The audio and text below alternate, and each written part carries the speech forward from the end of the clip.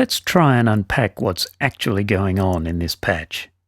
To develop your knowledge, you should make a start with the Max tutorials.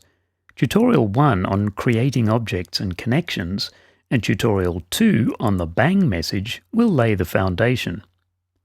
To explain the patch, I'm going to use an advanced feature of Max called debugging. A bug is an error in a program, and tracking down bugs is essential to creating a functioning patch. It's usual to make mistakes in your patch.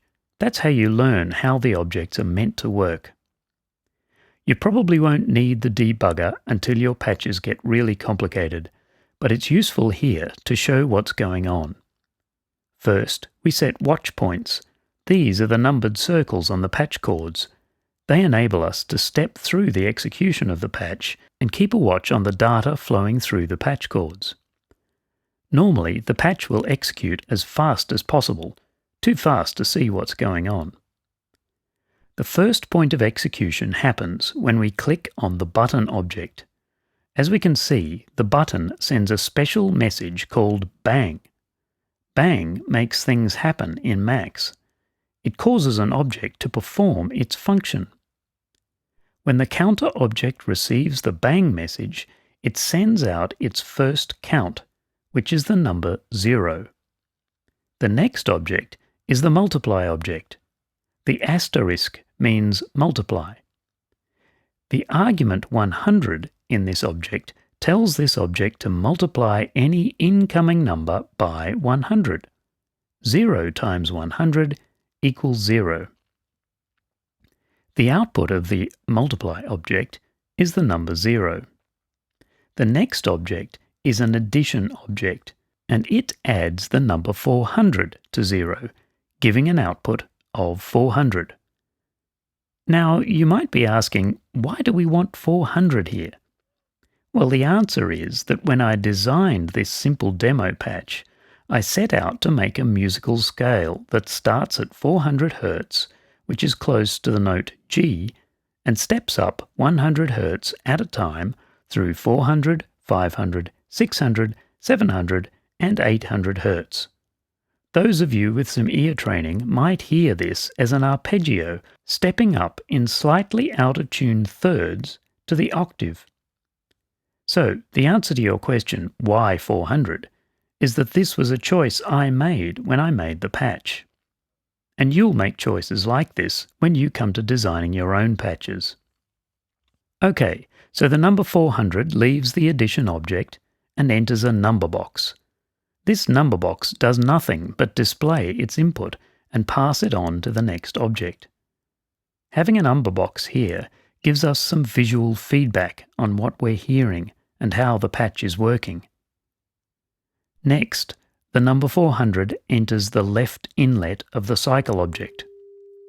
Holding the mouse over this inlet tells us that this inlet sets the frequency of the cycle oscillator. You can hear the 400 Hz tone now. Now, another really useful debugging tool is the signal probe.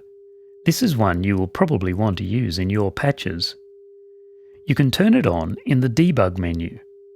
Now, when I hold my mouse over the signal patch cord, notice it's a stripy cord to indicate it carries an audio signal.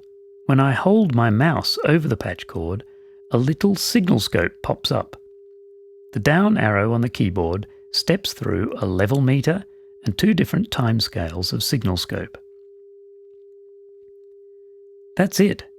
We initiate the execution of the patch by clicking on the button, and it continues on, each object performing its function and passing on a message in sequence as fast as possible until it reaches the end of the chain of objects.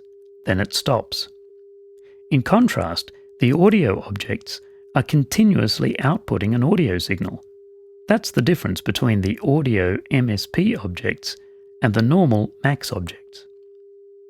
Okay, let's click the button again. Once again, we get a bang.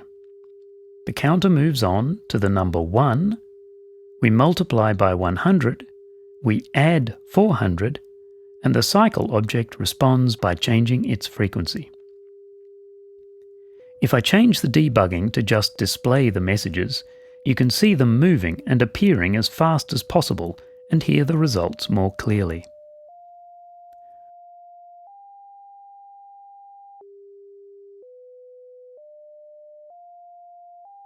One more debugging tool that's really useful is the print object. This passes whatever comes into its input straight onto the Mac's console window. I use these all the time as a temporary way to check what's going on in my patches.